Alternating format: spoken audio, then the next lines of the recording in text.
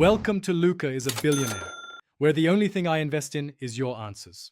You start by isolating the problem. Duplicate the background layer so you always have the original. Once done, add a layer mask and a new empty layer above. This keeps edits non-destructive. Use the eyedropper to sample a nearby, non-glared color, then set the brush to a soft round at low opacity, around 20–40%. This first pass blends tone rather than detail, letting you reduce the glaring highlight without crushing surrounding texture. Once you have basic color laid down, switch between the clone stamp and healing brush to rebuild texture. Work at 20–50% opacity and sample frequently to avoid repeating patterns. Then, for larger glare zones, use the patch tool set to content-aware and move selections to matching texture. This preserves grain.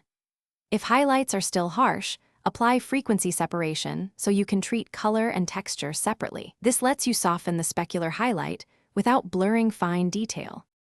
Finish by clipping a curves or levels adjustment to the retouch layer and nudge midtones to match surrounding skin or surface.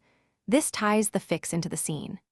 Create a 50% gray layer set to overlay and use a soft low-strength burn tool to subtly reduce residual shine, then switch to dodge where you need highlights. If something looks off, make sure to disable masks, step back, and lower the retouch layer opacity. This single adjustment. Thanks for watching and please subscribe. It's the best investment you'll ever make.